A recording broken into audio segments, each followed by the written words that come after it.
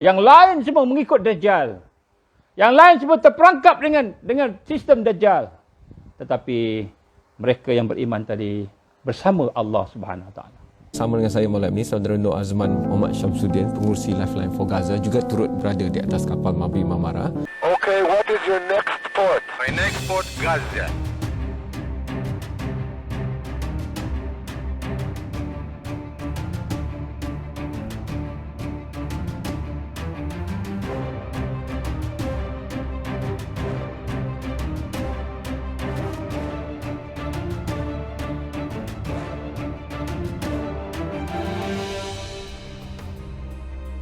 Kemudian disebut juga tentang hidup dunia akan menjadi tawanan penjara. Akhirnya akan tunduk dan menyerah. Sandiwara politik yang ada di belakangnya satu yang lebih besar lagi. InsyaAllah kita mula dengan Ummul Quran.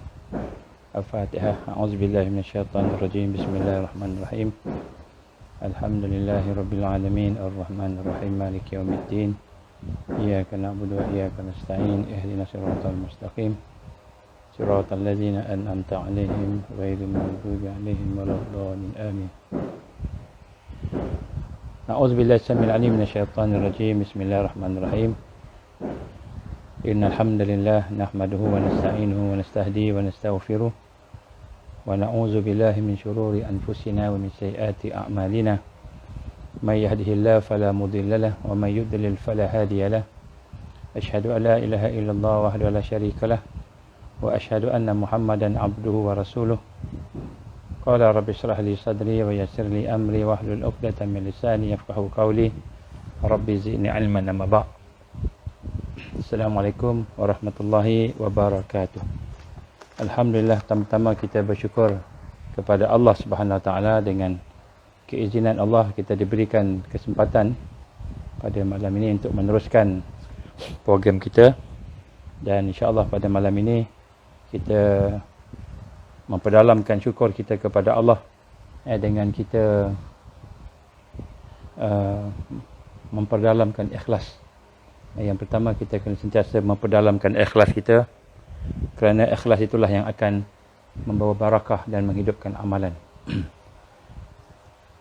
Kita memperdalamkan ikhlas kita dengan kita merendahkan hati-hati kita, supaya hati-hati kita itu sentiasa berada dalam keadaan tunduk dan patuh kepada kebenaran Allah Subhanahu Wa Taala.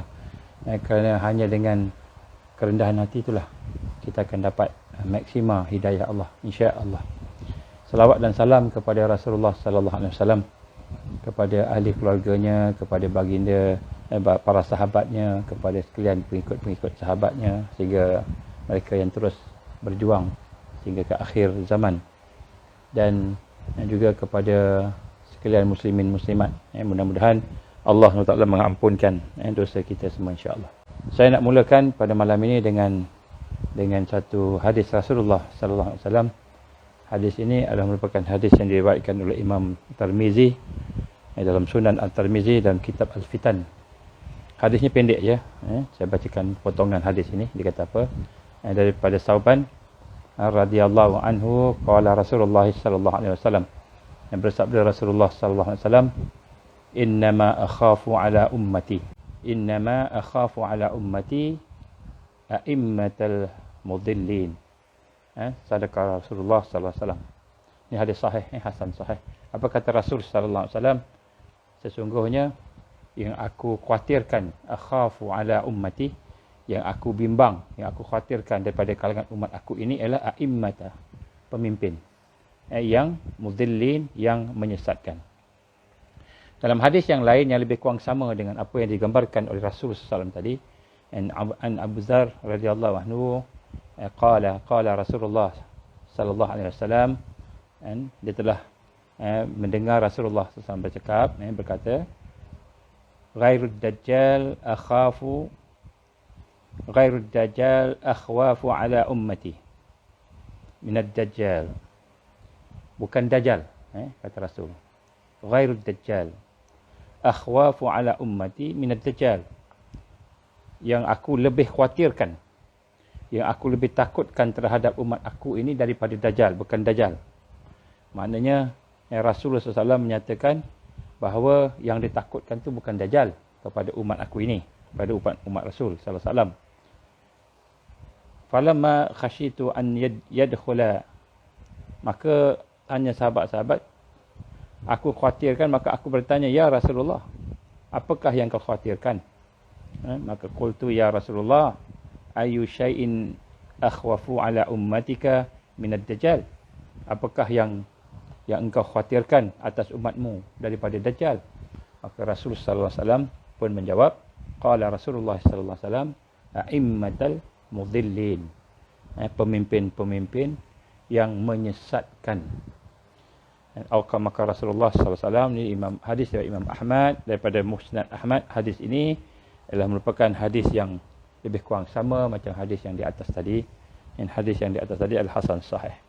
Gambarkan kepada kita bagaimana pada hari ini kita nak kena faham bahawa salah satu fitnah, salah satu ujian yang besar yang Allah SWT menggambarkan besarnya itu, sehingga Rasul sallallahu alaihi wasallam menyatakan yang dikhawatirkan ke atas umat dia ini bukanlah Dajjal.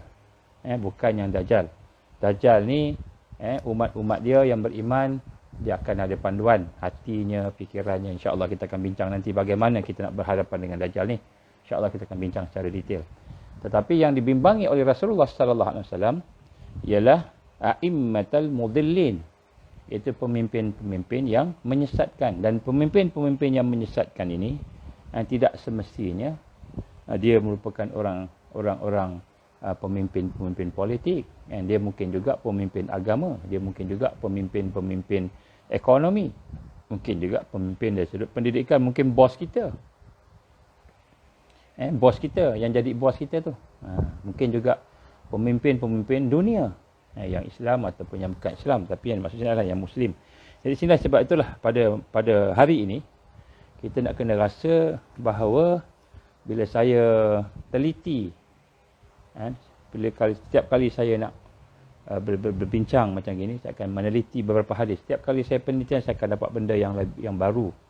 Apakah antara perkara yang baru yang saya dapat daripada hasil penelitian? Banyaklah, kita dah lama, dah banyak kali dah baca hadis-hadis ni. Tapi bila kita baca balik, tengok balik, maka ada makna lain pula. Ada kefahaman lain pula yang Allah SWT berikan untuk kita boleh melihat hadis-hadis. Jadi antara benda yang kita nak kena faham di sini, bahawa Dajjal tidak akan keluar sehinggalah lahirnya pemimpin yang menyesatkan rakyat. Pemimpin yang menyesatkan rakyat. Jadi bukan saja pemimpin itu dari kalangan orang-orang politik ataupun yang penguasa, tetapi juga dari kalangan sejumlah ulama, sejumlah alim ulama, orang-orang yang ada ilmu. Kadang-kadang dia terpedaya dengan dunia. Dia ada ilmu, dia ada doktor dalam agama, pengajian Islam, dia ada doktor dalam hadis, tetapi hati dia, kecenderungan dia kepada dunia. Kecenderungan dia kepada dunia, ataupun kecenderungan dia itu kepada untuk mendapatkan habuan-habuan daripada pemimpin. Sebab tu ada hadis-hadis Rasul sallallahu alaihi wasallam, hadis yang diriwayatkan Abu Hurairah. Nabi sallallahu alaihi wasallam telah bersabda, saya bacakan dia punya ni sajalah, saya bacakan dia punya makna saja. Ni hadis ini adalah merupakan hadis, minta maaf, daripada Abu Daud, daripada Sunan Abi Daud, kitab dia Asyad, bab ittiba. Dia kata apa? Barang siapa yang tetap mendekati atau berdekat-dekat dengan penguasa, dengan pemimpin, dengan penguasa, yang digambarkan sini sultan, maknanya pemimpin lah, kan? Wa man lazima sultan and if tutinna wa mazdada abdun minas sultan dunuwan illa zdada minallahi bu'da, atau kama Rasulullah sallallahu alaihi wasallam. Barang siapa yang tetap berdekat-dekat dengan pihak penguasa. Hadis ini dhaif, dhaif. Tapi dia tidaklah kata palsu, dia ada dia punya hujah dia. Barang siapa yang tetap berdekat-dekat dengan penguasa, maknanya yang kecenderungan dia untuk bodek. Bodek, kita istilah orang Melayu kita ni bodek. Nak memenangi hati penguasa. Siapa yang tetap berdekat-dekat dengan penguasa, maka dia akan terfitnah, dia akan difitnah, mendapat ujian. Dan tidaklah seorang itu bertambah dekat dengan penguasa kecuali dia bertambah jauh daripada Allah. Apabila kita mendekati kepimpinan, Kita mendekati pemimpin, terutamanya orang yang alim ni, orang yang ada ilmu ni. Dia nak mendekati pemimpin, dia menghormati pemimpin, dia melihat pemimpin, dia mengutamakan pemimpin lebih daripada Allah. Hati dia hajat kepada pemimpin tu bukan sebagai penasihat, supaya pemimpin tu ingat Allah, supaya pemimpin tu mendapat panduan jalan yang lebih baik daripada sebelumnya. Tapi dia mendekati untuk mendapat habuan dunia. Ini Rasul sallallahu alaihi wasallam bagi amaran. Dan apabila dia mendekati, bertambah dekat dengan penguasa, hatinya bertambah dekat dengan penguasa. Dan tidak akan bertambah dekat dengan penguasa kecuali bertambah jauh daripada Allah. Ini muhasabah lah. Muhasabah untuk kita sama-sama. Dan sebab tu dalam apa-apa pun kita kena mengutamakan kepada kebenaran Allah Subhanahu wa taala. Sebab itulah dalam penyampaian saya yang lepas, saya telah menyatakan kepada diri kita sama-sama bagaimana antara perkara yang penting yang telah dirancang. Kita dah bincang dah yang lepas-lepas, siri lepas, cuba tengok siapa yang baru, tentang bagaimana mereka ini mahu menguasai kepimpinan. Pihak Al-Masih Dajjal dia mahu menguasai kepimpinan. Ketenteraan dia mahu menguasai kepimpinan. Kenapa? Sebab dia tak kuat. Dia tidak ada kekuatan. Maka dia nak kena menang. Sebab tu dia gunakan pelbagai cara nak memimpin. Dan salah satu pemimpin-pemimpin dunia. Sebab tu saya telah menyebutkan bagaimana perancangan-perancangan mereka. Mereka telah mengadakan 4 perbincangan besar sepanjang 100 tahun yang lepas. 4 perbincangan besar. Yang pertama setelah, ini digambarkan oleh Henry Kissinger. Saya baca sekejap. Saya baca sikit. Apa yang digambarkan oleh Henry Kissinger. Yang pertama dia kata, apabila habisnya Perang Dunia Pertama, the First World War. Bila First World War ni? 1914, 1918. 1914, 1918. The First World War. Perang Dunia Pertama. Dia juga yang buat. Geng dia juga yang buat. Kemudian bila habis tu dia bincang. Nak buat apa? Dia nak menguasai dunia yang menang. Dunia tu nak menguasai. Maka dia pun buat League of Nations. Perbincangan yang pertama buat League of Nations. Maksudnya nak memimpin dunia. Maksudnya dia memang nak memimpin dunia. Dia bukan nak memimpin setakat Malaysia dah. Dia nak memimpin dunia. Malaysia pun dia boleh pegang. Semua dia boleh pegang. Kemudian lepas tu perbincangan kedua yang besar disebut dalam wawancara, dalam ucapan dia. Dan termasuk dalam buku yang dikarang World Order. Dia karang buku antara yang baru ialah World Order namanya. Tuan-tuan boleh carilah, belilah. Tengok buku itu. Nak tengok apa pemikiran dia. Dia kata yang kedua ialah perbincangan besar. Maknanya world leader ni. Maknanya Dajjal ni, tentera dia ni, yang kita sebut Pakatan Jahat ni, yang kedua setelah Perang Dunia Kedua. After the World War II. Bila World War II? 1939 sehingga 1945. 1939, 1935, 1939 sehingga 1945, peperangan dunia kedua itu, maka kami telah berbincang. Apa hasil perbincangan dia? 4 perkara dia bincang kat situ. Yang pertama, menubuhkan kepimpinan dunia. One World Government dipanggil United Nations. Jadi League of Nations diganti dengan United Nations. Ini semua sejarah. Saya cuma cakap benda ni supaya kita faham. Kita bukan nak kata kita anti siapa sebagainya, tapi nak tunjukkan hadis Rasul sallallahu alaihi wasallam, kamu kena berhati-hati. Berhati-hati dengan siapa? Innama akhafu ala ummati, yang aku bimbang di kalangan umat aku ini ialah apa? A'immatal mudhillin, pemimpin yang menyesatkan. Jadi Rasul sallallahu alaihi wasallam membayang kepada kita sebenarnya di dunia ni yang paling bahaya sekali, penjenayah paling besar yang lebih dikhawatiri daripada Al-Masih Dajjal ialah a'immatal mudhillin, pemimpin yang menyesatkan. Sebab itulah kita lihat perancangan mereka nak memimpin dunia. Perang Dunia Kedua yang pertama dibuat ialah United Nations, nak memimpin dunia. Kepimpinan dunia itu dipegang kepala-kepalanya. Kemudian selepas itu dia buat EEC. Apa EEC ni? EEC lah European Economic Committee. European Economic Committee. Ekonomi. European, dia nak pegang ekonomi dia. Politik dia pegang, ekonomi dia pegang. Dan akhirnya menjadi EU. Sekarang ni European EU kan. Kemudian selepas itu NATO. Yang ketiga NATO. NATO ni apa? NATO ni ialah gabungan antara kerajaan-kerajaan dengan berkenaan dengan ketenteraan.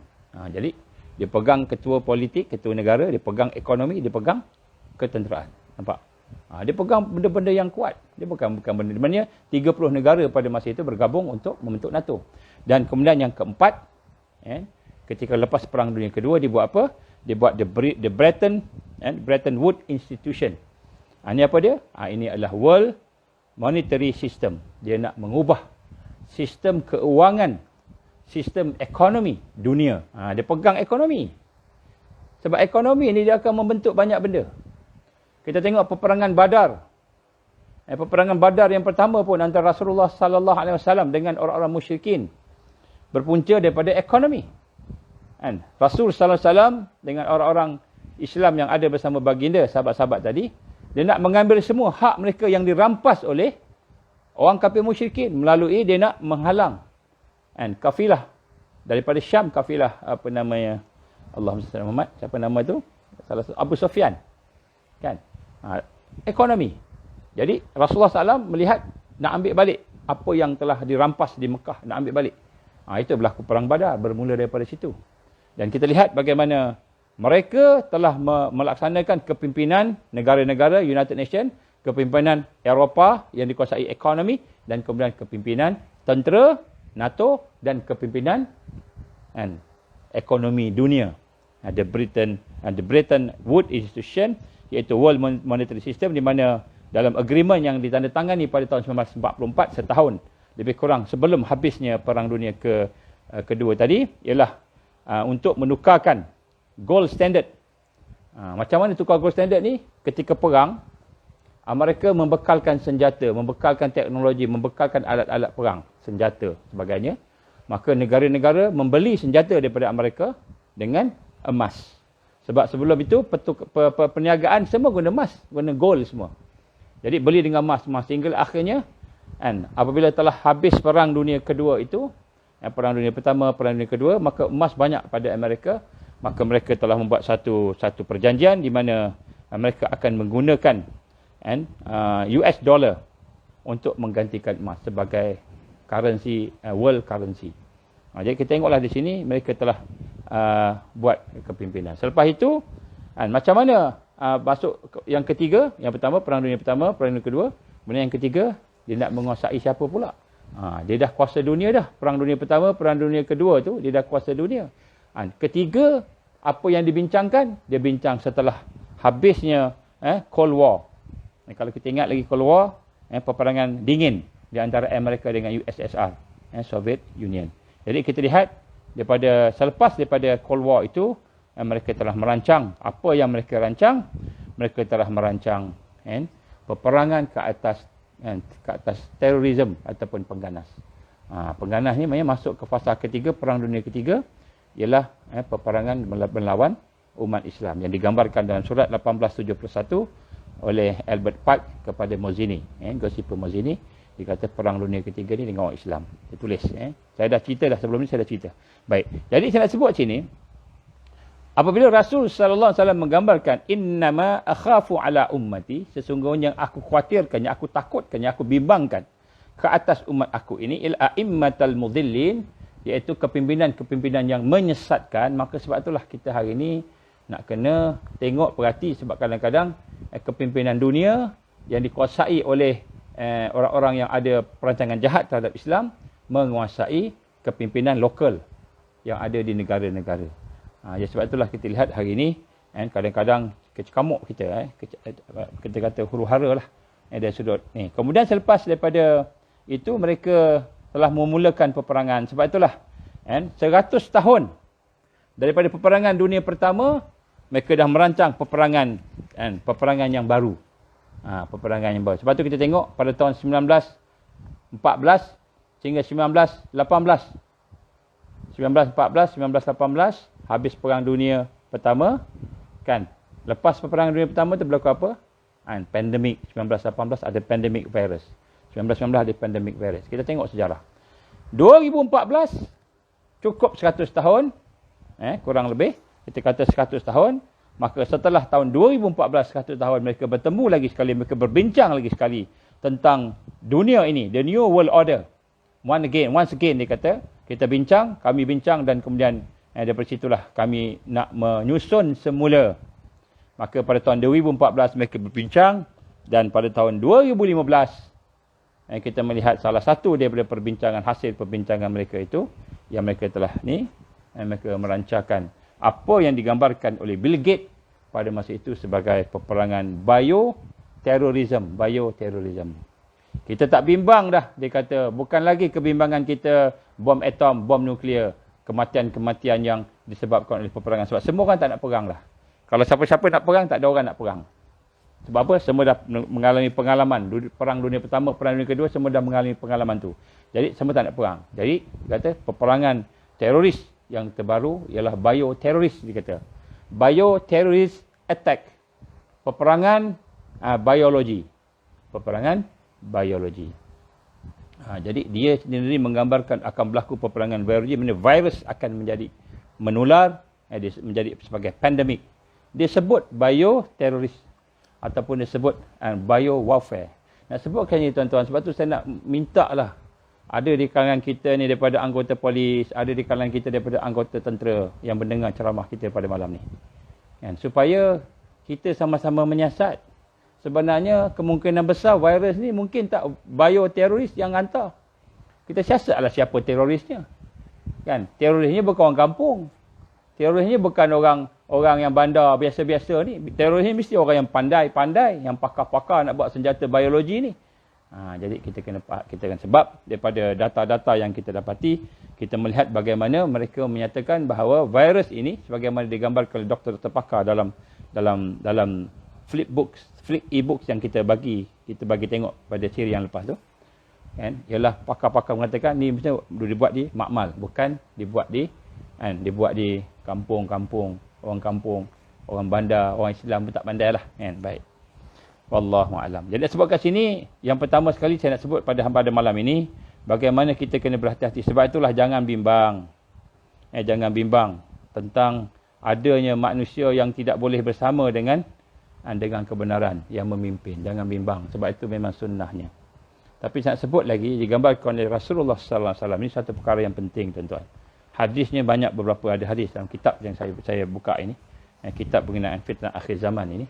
Digambarkan oleh Rasulullah SAW, Dajjal akan keluar ketika mana orang dah tak cakap pasal Dajjal.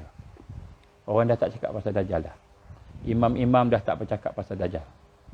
Dia ada dua sebab ulama-ulama tak bercakap pasal Dajjal ketika Dajjal nak keluar. Tiga sebab. Yang pertama sekali, imam tu memang lupa. Dia tak ada ilmu. Ustaz tu tak ada ilmu tentang akhir zaman. Dia tahu hadis, dia tahu Quran, tak tahu akhir zaman, dia tak tahu. Ataupun dia tak kaji, dia tak boleh nak baca. Yang kedua, dia boleh baca, dia boleh sampaikan tentang Al-Masih Dajjal, perancangan jahat, pakatan jahat, fakta-fakta konspirasi, bukan teori, fakta konspirasi. Dia boleh sampaikan, tapi mungkin pada masa itu dia dah tak boleh sampaikan. Sama ada dia telah dicekup, dibunuh, ditangkap, dibunuh, ataupun mungkin dia telah mendiamkan diri pada masa itu sebab tak boleh fitnah terlalu besar, tak boleh bercakap. Diharamkan bercakap contohnya. Jadi, tuan-tuan rahmat Allah, sementara kita boleh mendengar dan bercakap ni, tuan-tuan ambil peluang. Sebab tu saya, kalau boleh, tiap-tiap hari saya nak buat. Tapi tak mampu nak buat tiap-tiap hari, ada benda banyak nak kena buat. Kalau boleh, sebab saya nak habiskan apa yang kita kaji lebih dari 20 tahun ni, kita nak selesaikan, nak bagi pada tuan-tuan semua. Tapi tak boleh semua juga, sebab ada benda sensitif. Tapi nak sebut sini, kita nak bagilah. Kenapa? Selagi boleh. Ni FB mungkin satu hari dia tengok-tengok, ni pelik aja dia kata ni. Tiap-tiap silap-silap dia tutup, FB kena tutup macam tu kan, tak boleh dah. Wallahu a'lam. Dia nak sebut kat sini. Yang kedua, kemungkinan mereka yang nak bercakap berkenaan dengan pakatan jahat sebagainya akan ditangkap. Mungkin silap-silap dibunuh, diseksa, ataupun mungkin dia terpaksa duduk satu tempat yang tak boleh akses dengan orang lain. Jadi sementara boleh ni, cuba kita perbanyakkan. Yang ketiga, kerana kesusahan yang terlalu susah sangat, kepayahan yang terlalu payah sehingga orang tak sempat nak fikir pasal Dajjal. Apa kesusahan yang payah? Tuan-tuan rahmat Allah, dia banyak kesusahan yang payah yang kita akan sebut sikit malam ni. Iaitu, yang pertama, keadaan memaksa seseorang itu tak boleh bercakap, tak boleh nak fokus pada Dajjal yang nak datang tu, kerana pada masa itu mungkin imannya telah rosak. Yang pertama, imannya rosak. Ini fitnah ad-duhaima. Orang Islam pecah dua. Yang pertama, beriman, tak ada sifat nifak. Yang kedua, munafik, tidak ada sifat iman. Ini tuan-tuan, kita nak kena tengok. Ini bahayanya. Kita ingat, sebab tu setiap kali saya saya mulakan kita nak kena perbaharui niat kita. Tajdid iman kita, perbaharui iman kita. Kenapa? Kerana kita tak tahu. Kadang-kadang kita mendengar ni sebab bukan sebab nak dapat hidayah Allah, tapi sebab-sebab yang lain. Kadang-kadang sebab saja-saja masa lapang, kadang-kadang sebab nak tengok macam mana, kadang-kadang sebab nak cari kelemahan, nak cari kesalahan, kadang-kadang macam-macam sebab kita dengan ceramah-ceramah ni kan. Jadi kita kena tajdid, kena betulkan niat kita, iman kita, supaya memang benar-benar kita dapat hidayah Allah. Yang penting hidayah Allah. Sebab apa tuan-tuan dan puan-puan, Allah tak kira siapa kita. Tak kira siapa kita. Kita ni orang yang muda ke orang tua ke, orang yang baik, orang tak baik ke, banyak dosa ke, orang yang tak banyak dosa, pasti mati. Confirm mati. Bila sampai waktu mati kita, jangan ingat kita mati umur kita 10 tahun daripada sekarang. Belum tahu. Jangan ingat kita mati mungkin 60 tahun daripada sekarang. Belum tahu. Mungkin kita mati besok. Tapi bila kita mati besok dengan hati kita tidak betul-betul ikhlas nak menuju kepada Allah, kita perbaiki hati kita, perbaiki niat kita, maka rugilah hidup kita. Dahlah hidup kita ni susah. Dahlah hidup kita ni kena duduk bawah sistem yang penuh kesusahan, pemimpin yang mungkin yang jahat-jahat pada kita, bos-bos kita yang tidak boleh membantu kita. Contohlah kan. Dahlah hidup kita susah, kemudian mati pun tidak beriman pada Allah Subhanahu Wa Taala.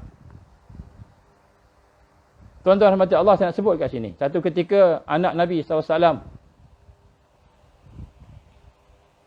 Siapa nama dia? Allahumma salli alaihi wasallam.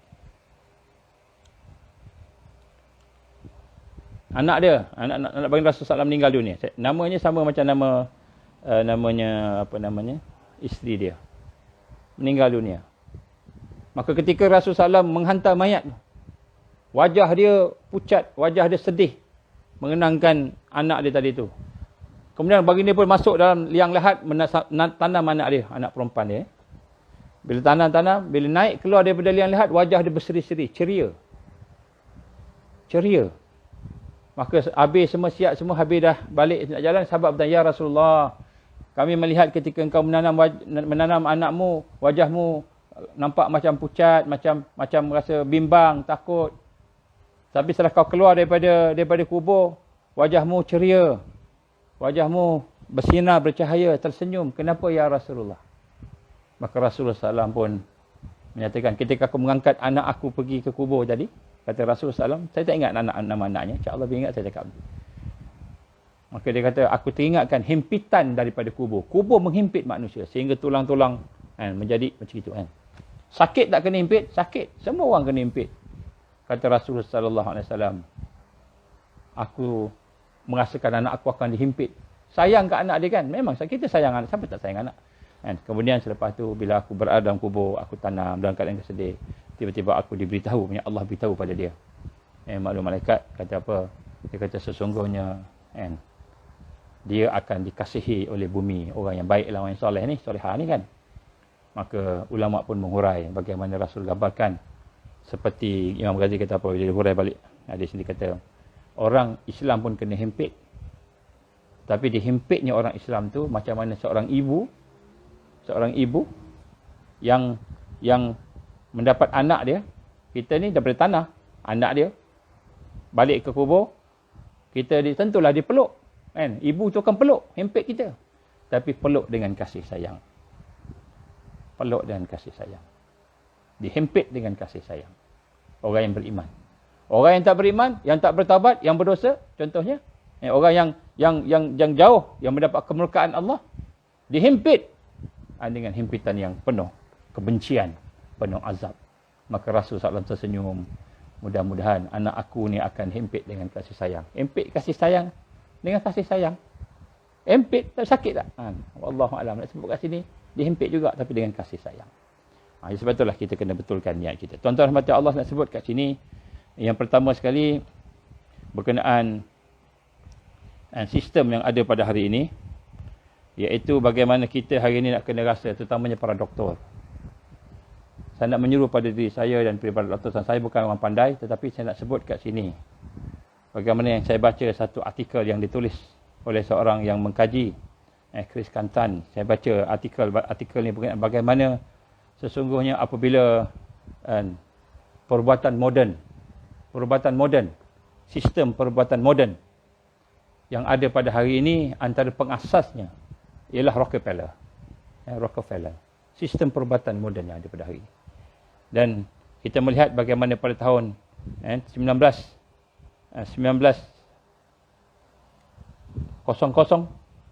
dan apabila Rockefeller pada masa itu telah dapat menguasai 90% daripada hasil minyak Amerika. Dia menguasai 90% dan telah berlakunya research, kajian sains dalam bentuk petrochemical pada masa itu. Maka telah lahirlah beberapa kajian seperti penemuan vitamin yang boleh dibuat daripada plastik, daripada petrochemical itu dan sebagainya. Maknanya kita sebut sini pharmaceutical drugs. Dia telah berjumpai nak buat pharmaceutical drugs daripada dadah ataupun drugs lah, ubat lah kita kata, daripada petrochemical ini, reaction tadi. Maka dia telah mendapati bahawa ini satu peluang. Saya bacakan apa disebut. This was a wonderful opportunity for Rockefeller who saw the ability to monopolize the oil. Dia dah kontrol minyak 90% dikontrol di Amerika punya, US punya minyak. Dan chemical product dia dah kontrol. Kemudian the medical industry dia nampak peluang untuk dia menguasai medical industry. And at the same time, jadi dikontrol minyak, dikontrol chemical dan dikontrol medical perubatan. Kemudian the best thing about petrochemical itu ialah apabila dia boleh dipatentkan, orang boleh tak boleh tiru. Dan akhirnya dia pendekkan cerita di sini sebab kita ada benda lain nak banyak cerita. And dia pun berjumpa dengan kawan dia Andrew and Carnegie. Dia bertemu dengan kawan dia nama Andrew Carnegie dan kemudian dia pun merancang supaya Andrew Carnegie itu melakukan satu laporan berkenaan dengan institusi perubatan yang ada di Amerika pada masa itu.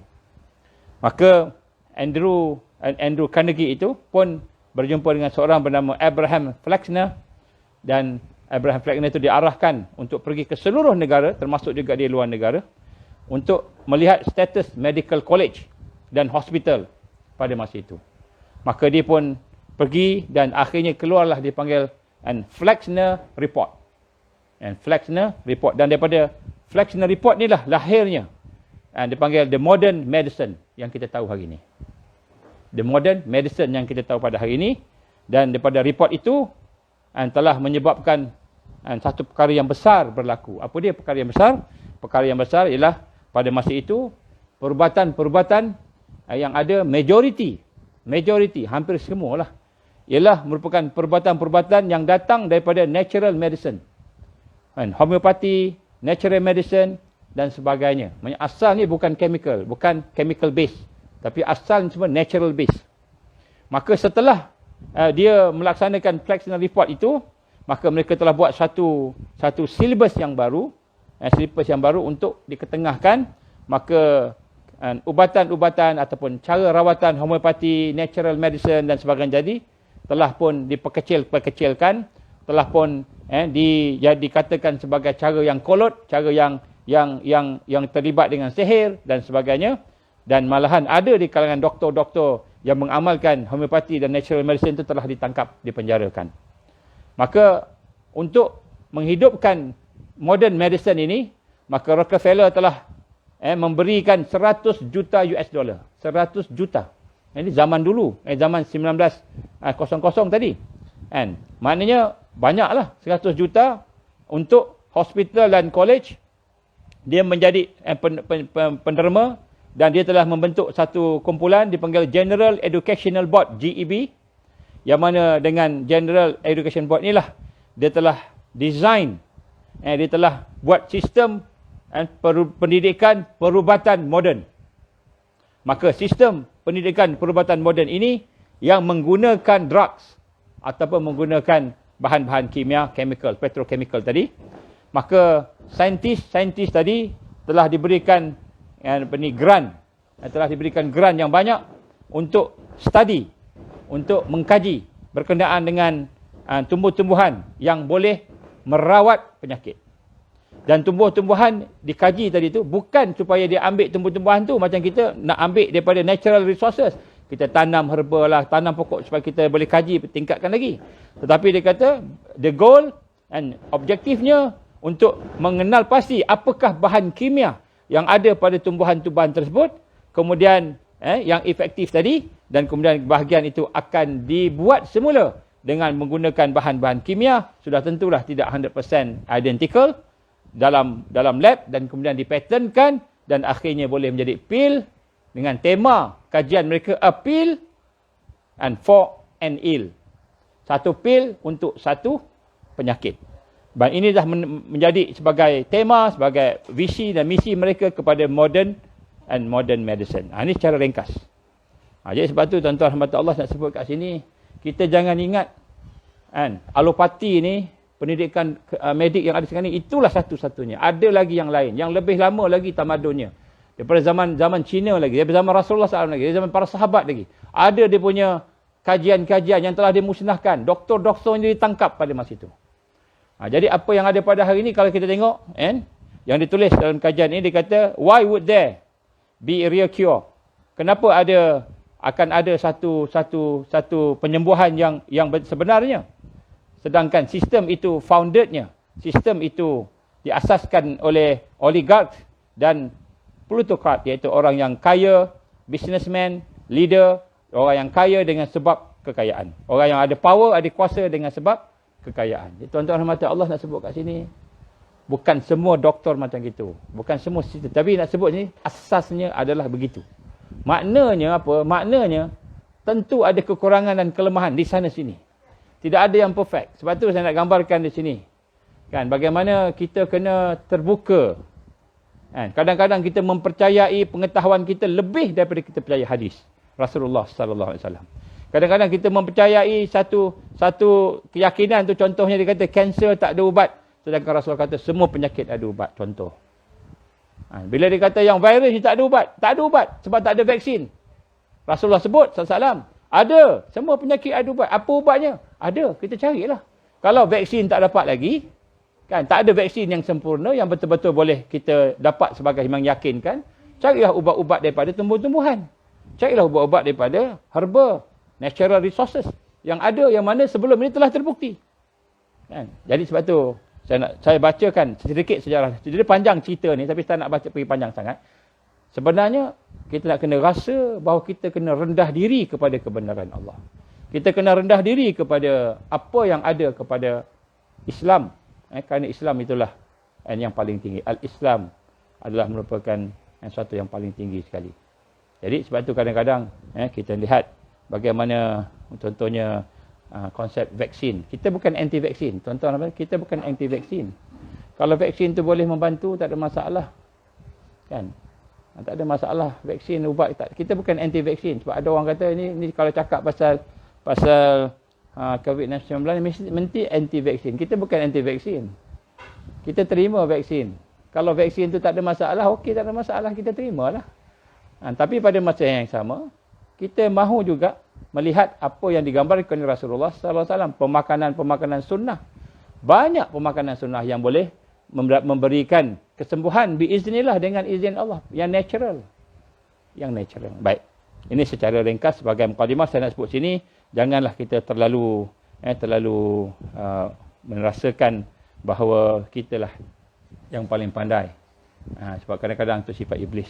Saya cuma mengingatkan diri saya sendiri, insya-Allah, dan juga pada tuan-tuan perempuan, terutama para doktor. Saya dulu dapat doktor juga, sebenarnya dapat belajar medik juga, saya tak ambil.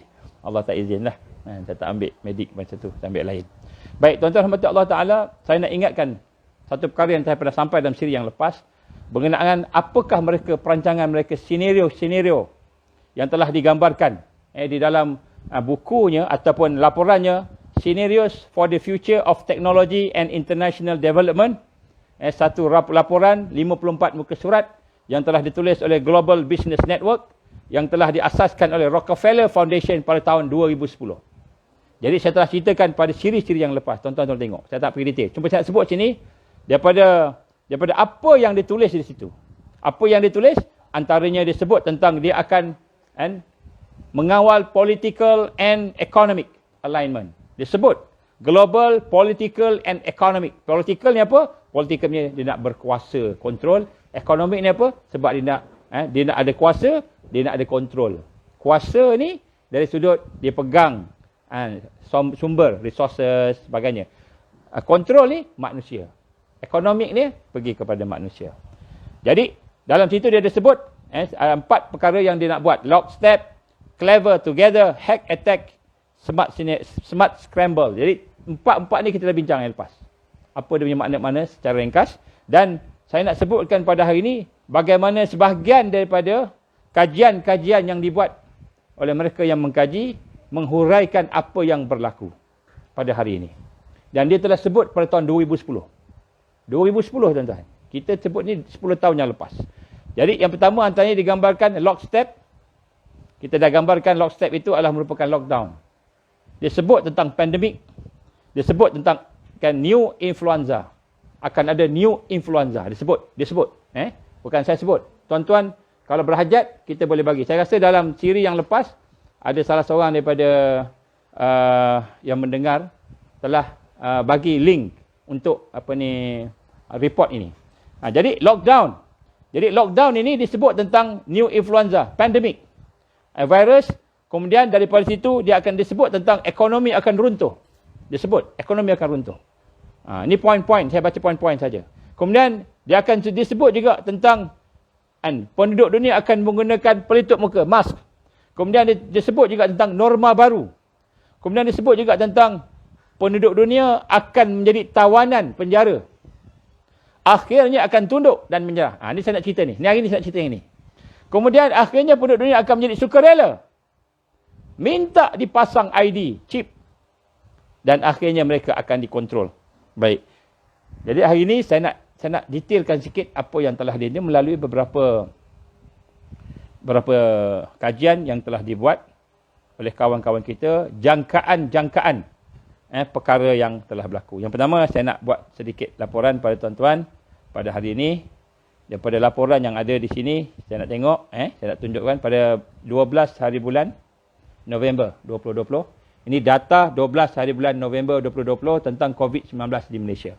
Ini daripada KKM, daripada Kementerian Kesihatan. Pada 12 hari bulan November, data yang ada pada saya ini, jumlah individu yang telah disampel. Jumlah individu yang telah disampel seluruh Malaysia.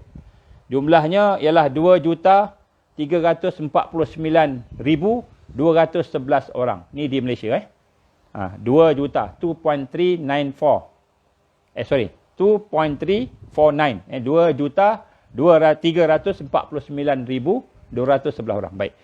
Yang daripada 2 juta tu, 2 juta lebih tu, yang positif ialah 43,791 orang test positif.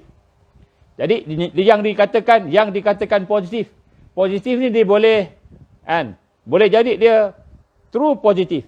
Positif yang positif. Positif yang betul sakit. Yang kemudian boleh jadi false positif. Boleh juga dalam 43,000 ni, boleh juga yang sebenarnya ada positif tapi tak ada simptom dan sebenarnya tak ada sakit. Baik. Katakanlah 43,000 ni, 791,000 ni positif. Memang dia ada positif. Memang ada COVID. Memang ada COVID. Katakanlah. Memang ada COVID. Sebenarnya tak, tapi katakan. Baik, maka berapa peratus? Daripada sampling, kalau kita bagikan dia, maka kita akan dapat 1.86%. 1.86%. Maknanya daripada, katalah 2%. Daripada 100 orang, 2 orang sakit. Positif. 2 orang positif. Daripada 100 orang, 2 orang positif. Lebih kurang. Adakah serius dan pandemik? Tidak serius dan tidak pandemik. 2 orang. Tapi testnya sampai 43,000 orang. Positif. Tapi kalau kita banding dengan jumlah sampling, berapa orang yang dicocok dengan swab tadi? 2 juta lebih orang. Baik. Daripada 1.86%. 1.86% yang kita kata yang sakit, yang bukan sakit, yang dikatakan positif tadi, jumlah kematian yang mati. Dikatakan mati sebab COVID-19, 303 orang. 303 orang. Ni keseluruhan dah berapa bulan daripada mula sampai sekarang ni. 303 orang. peratusnya hanyalah 0.69%. 0.69%, tak sampai 1% pun. Maknanya yang mati daripada sampel yang positif tidak sampai 1% pun. Maknanya kalau 1.89 tu dah dah sikit dah, 0.69%.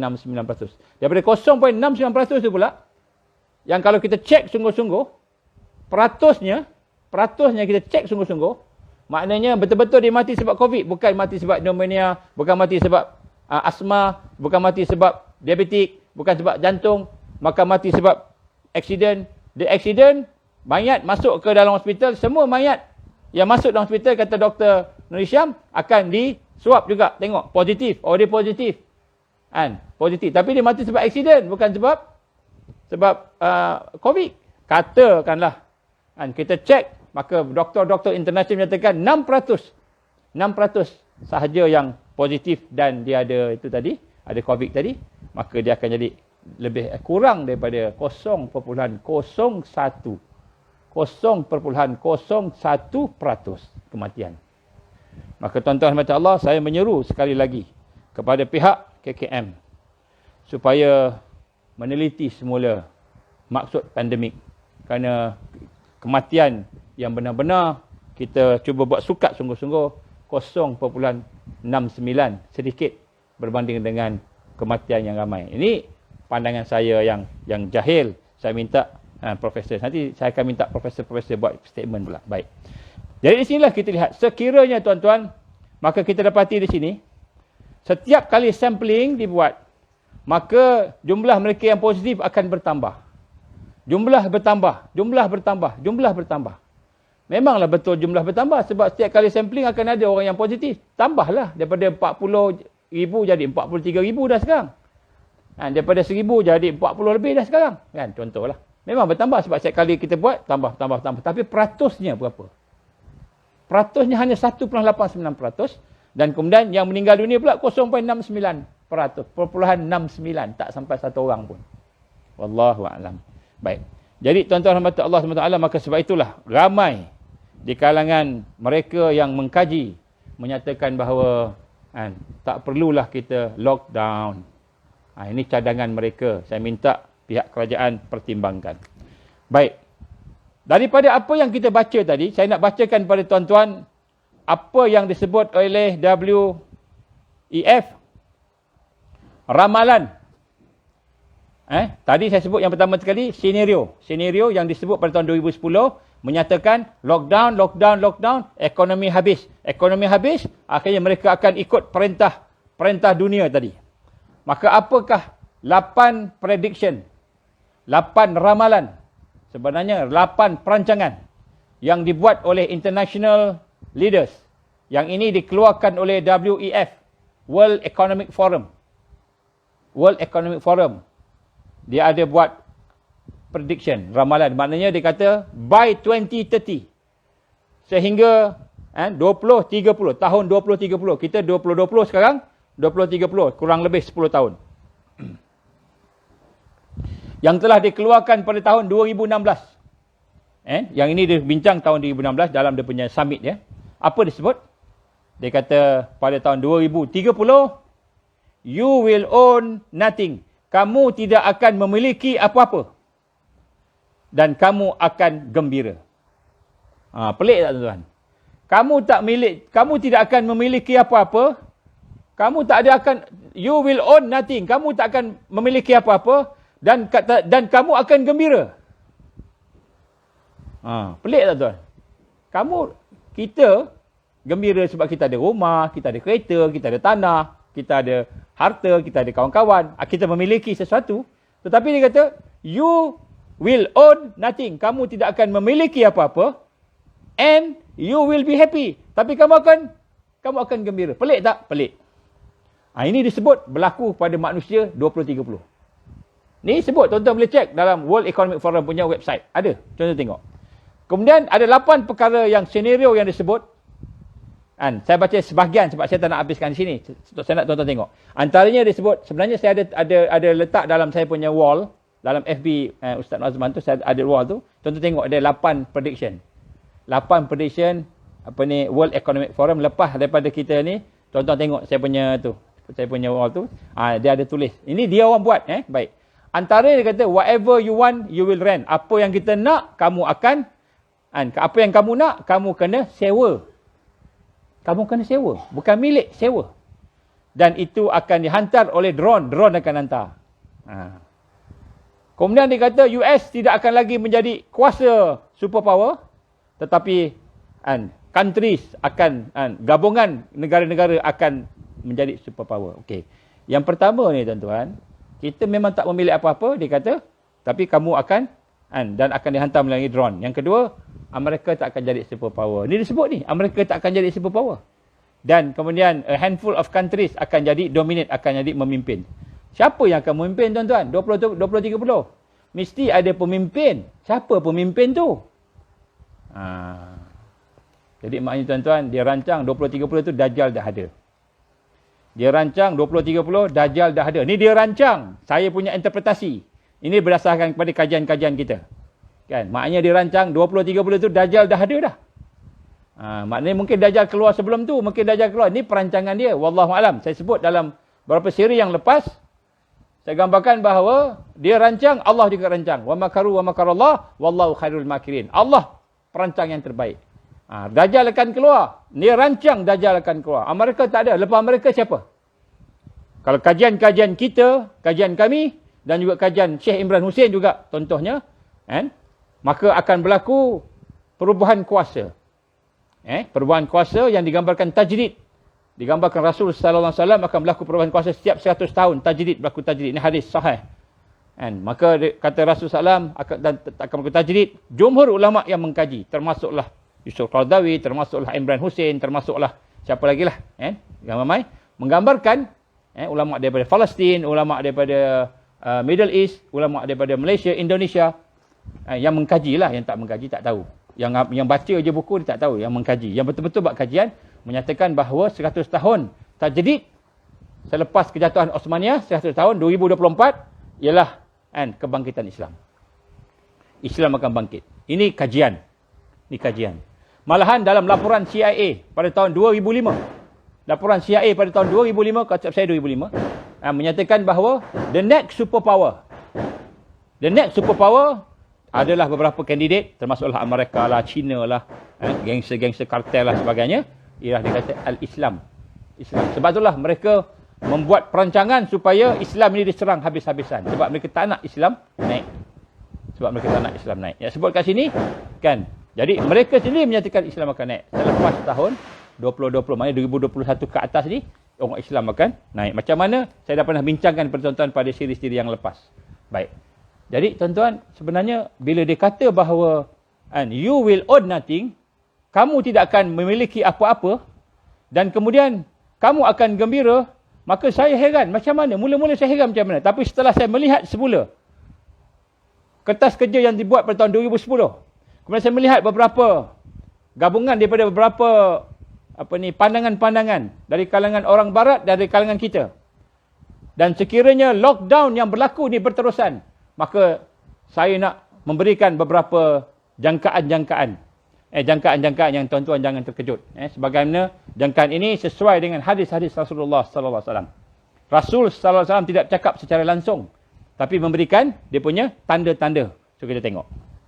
Baik, sekiranya apa yang berlaku pada hari ini berjalan secara yang kita nampak perancangan mereka, maka yang pertama tuan-tuan, lockdown tidak akan bertambah longgar, dia akan bertambah ketat. Sebab dalam perancangan pada tahun 2010 disebut, dia kata lockdown akan bertambah ketat, dan lepas lockdown dia akan ada satu lagi step yang lain yang akan memperkukuhkan, malahan akan mengganggu ekonomi. Kalau kita patah balik, saya cuba tengok apa yang disebut dalam perancangan ini. Dia kata apa? Yang pertama dia kata lock step. Lock step maknanya lockdown lah. Kan, kawalan dunia, pemerintahan top down, daripada atas ke bawah macam sekarang.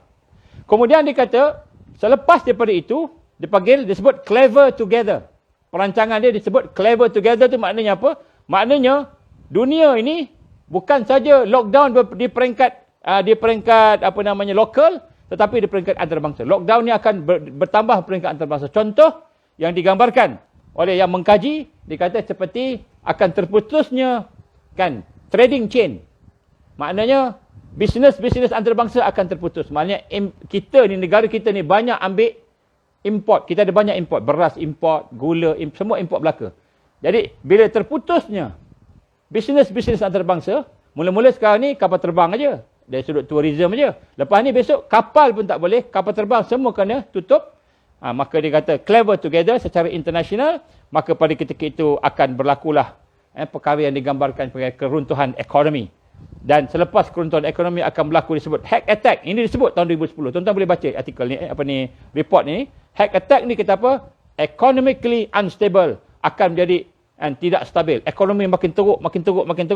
Dan kemudian smart scramble, akhirnya ekonomi yang teruk itu akan menyebabkan berlaku suatu benda yang dia kata smart scramble, akan ada satu solution, akan ada satu penyelesaian. Apa penyelesaiannya? Ini yang saya nak sebut pada malam ni. Apa yang mereka plan, apa yang kita baca, apa yang kita boleh jangkakan. Biiznillah, sekiranya Allah izin berlaku. Kalau Allah tak izin, tak jadi. Baik. Jadi yang pertama tuan-tuan, daripada World Economic Forum yang kita faham tadi, dan daripada senario yang kita faham tadi, tahun 2010, World Economic Forum, tahun 2016, dia punya artikel tadi, dia punya summit perbincangan tadi. Maka yang pertama, sekiranya berlaku apa yang mereka nak tadi, maka lockdown dan restriction akan bertambah teruk. Kita tak akan bertambah baik. Dia akan sebut ada gelombang pertama, gelombang kedua, gelombang ketiga, gelombang keempat, berapa banyak gelombang dah. Begitu. Jadi akan makin teruk. Sebab apa? Tak boleh nak kontrol. Sebab orang yang positif makin ramai. Sebab apa makin ramai? Sebab dia kira bilangan. Dia tak kira berapa peratus. Baik, tuan-tuan. Yang kena 1.89%. Katalah 2%. Yang kena 2%. Katalah 2%. Besok bila tambah lagi, jadi lagi besar. Kan? Bilangan, tapi peratus tetap sama. Lebih kurang 1.8, 1.7. Katakanlah dia jadi 2%. Bertambah.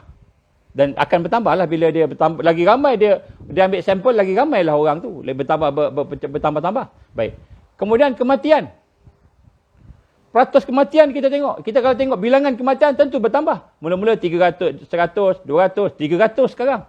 Lepas tu 1000, 10. Nampak banyak lah. Tapi dia kira daripada setahun punya pengambilan, 2 tahun dia kumpul semua sekali. Jadi dari sudut peratus pasti lagi 0.01. Dari sudut peratus. Tapi dari sudut bilangan ni memang banyaklah, 1000, 2000 sampai 10,000 sampai 1,000,000. Tapi setelah 3 tahun, 4 tahun dikumpulkan, nampak besar. Jadi nampak makin teruk. Kita kena lockdown. Baik. Apabila dia mengambil data secara macam itu, kita tak masuk lagi macam mana cara dia buat test, PCR test. Pakar-pakar dunia menyatakan PCR test yang dibuat itu tidak tepat. Saya tak nak lawan Dr. KKM. Saya nak sebut sini, pakar-pakar cakap. Kita nak tanya betul tak betul. Betul ke tak betul? Dia orang buat, dia orang kata tak tepat. Kita bukan pakar microbiology, tapi pakar-pakar microbiology secara terang menyatakan tidak tepat. Ataupun pemeriksaan PCR itu tidak betul-betul boleh menggambarkan orang itu kena COVID-19. Itu dia kata. Saya cuma nak tanya aja. Baik. Katakanlah betul, maka yang kita gambarkan lockdown dan restriction akan bertambah. Dan semakin bertambah mula-mula Disember, November, Disember dan akhirnya sampai ke yang lain, ya? Dan kemudian dia akan bertambah lagi construction sehinggalah sampai satu peringkat akan terpaksa dibina bangunan-bangunan untuk kuarantin, bangunan-bangunan untuk merawat. Dibina bangunan. Macam dulu kita ambil di Bukit Jalil. Nanti akan ada besok bertambah-tambah. Sebab dah ramai orang. Tapi dia tidak ada simptom. Tapi kena tahan. Baik. Kemudian akhirnya tidak mustahil akan bertambah kes-kes COVID-19 melebihi daripada kemampuan kita. Akhirnya akan jadi ramai orang. Sampai kita kata benda ni menjadi lebih teruk. Boleh istihar darurat. Dan akhirnya kalau kita tengok benda ni berterusan, ni saya bacakan hasil daripada kajian penulisan mereka tadi yang kita sebut tadi, dua tadi itu.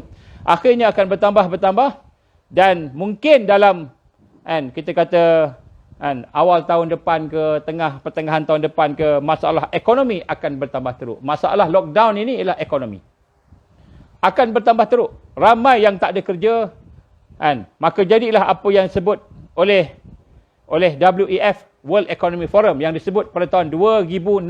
Tuan-tuan tengok nak kata ada pakatan tak ada pakatan ni. 2014 dia orang buat rancangan pendetailan. 2015 Bill Gates bagi cerita pasal virus pandemik tahun 2019, tahun akan datang disebut. Tak sebut 2020 tak sebut. 2016 World Economic Forum bincang tentang apa jadi kalau seorang ramai tak ada kerja, ekonomi teruk, ekonomi jatuh, apa jadi? 2016 Economic Forum bincang dekat summit dia. Kemudian dan kita lihat hari ini memang masalah ekonomi akan bertambah. Bila lockdown ni bertambah, maka masalah ekonomi akan bertambah teruk. Akhirnya ramai tak ada kerja. Maka jadilah apa yang disebutkan oleh WEF. Sekaranglah masa untuk ekonomi kita perlu di reset, perlu dibuat semula. Dipanggil Great Reset. Jadi dia kata, oleh kerana ramai orang tak ada kerja, ramai orang banyak hutang, nak bayar bil pun tak mampu, nak buat apa tak mampu, maka kita kena reset ekonomi. Dia sebut. Dia sebut tahun 2016. Virus tak keluar lagi. Dia dah sebut dah. Kemudian COVID bertambah lagi. Kemudian ada third wave pula. Ada wave yang ketiga pula. Dan wave yang ketiga ni kemungkinan kita tak tahu. Macam mana yang digambarkan oleh Bill Gates. Bill Gates sebut beberapa minggu yang lepas. Bill Gates sebut di dalam satu rancangan talk show di Amerika. Dia menyebut apa? Dia kata, saya quote dia punya perkataan dalam late show. Dia kata the idea be a bioterrorist attack. Dia kata idea bioterrorist attack ini, macam mana serangan pengganas biologi ini, dia kata the virus attack akan menjadi nightmare, akan menjadi mimpi buruk. Senario yang membawa kepada mimpi buruk yang menakutkan semua orang.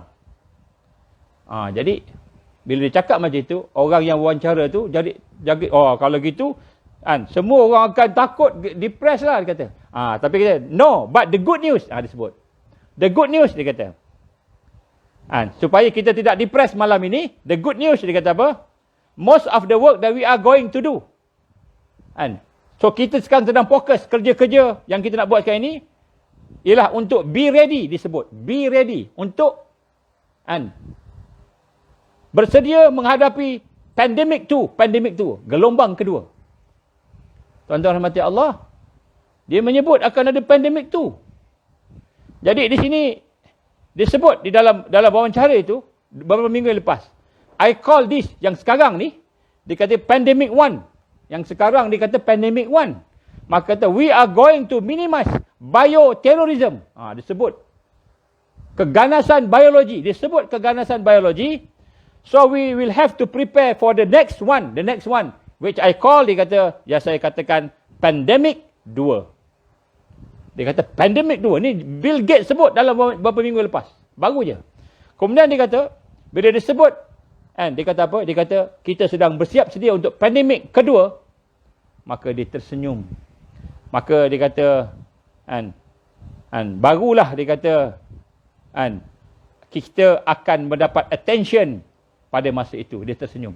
And then dia kata, we will get attention. This time, kita akan mendapat perhatian pada masa. Sekarang ni orang duk boleh lawan ni, pandemik tak bahaya, ramai tak mati, 1.89 aja yang positif, 0.01% aja yang mati. Maka digambarkan, bila ada yang kedua, pandemik kedua, yang kemungkinan besar akan ada satu virus lain yang bercampur. Maknanya virus akan mutate, akan jadi satu virus yang lebih kuat sehingga menyebabkan lebih ramai yang mati. Maka dia membayangkan akan lebih ramai yang mati. Maka ketika itulah dia kata, orang ramai, kerajaan akan baru perhati virus ni kena ada. Dan ketika dia bercakap macam itu dalam wawancara itu, saya tengok muka dia, tuan-tuan, video dia tu, saya tengok muka dia tersenyum. Bolehkah kita cakap pasal suatu yang darurat tapi kita tersenyum? Melainkan dia membawa keuntungan, kegembiraan kepada kita. Maka Bill Gates telah menyatakan beberapa minggu yang lepas. Maka sekiranya senario ini benar, maknanya dia menggambarkan akan ada satu pandemik yang kedua. Mungkin orang panggil dia arus kedua ke, musim kedua ke, tak kira lah apa. Maka kita gambarkan sudah tentulah kematian akan bertambah. Yang kesan positif, new cases akan bertambah. Dan kemudian pada masa itu, kan, COVID-19 akan bergabung dengan COVID-20, COVID-21, COVID-21 lah, 20 dah lepas. COVID-21 akan bergabung sehingga akhirnya mendapat satu perhatian yang besar. Lagi ramai mati. Maka serta-merta dia akan kata, nampak? Pandemik ni memang membunuh. Maka dia kata, semua orang yang cakap bahawa pandemik ni konspirasi, teori konspirasi, semua salah. Kenapa? Ini ramai yang mati. Betul ramai mati. Sebab rupa-rupanya ada campuran dengan virus yang lain. Tuan-tuan rahmat Allah Ta'ala, dia nak bunuh orang, dia boleh bunuh. Ini saya nak sebut pada tuan-tuan rahmat Allah. Sebab tu saya sebut pada tuan-tuan yang ada pada malam ini. Masalah ni bukan masalah kita sahaja. Tapi masalah seluruh manusia. Yang Islam, yang bukan Islam.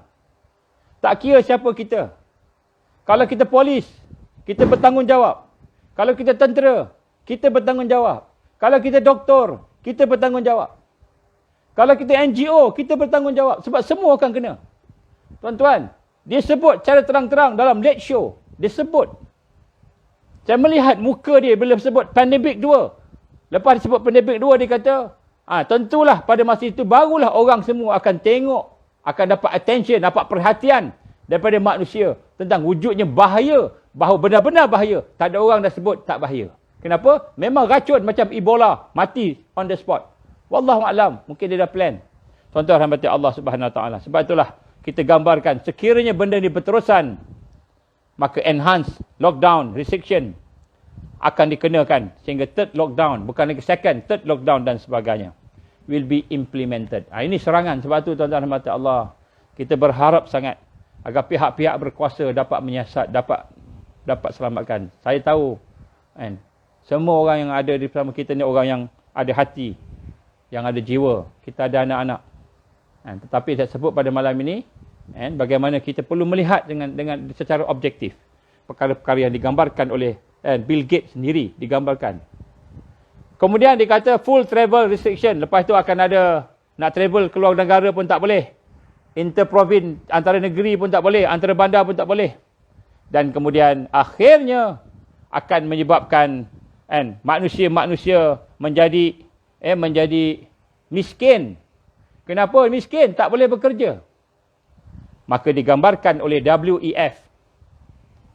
World Economic Forum ni menggambarkan akan berlakulah satu program di mana disebut Universal Basic Income Program. Akan berlaku satu program yang digambarkan sebagai program pendapatan asas kepada manusia sedunia.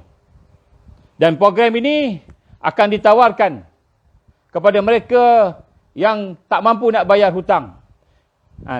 Jadi bukan hanya negara akan ditawarkan.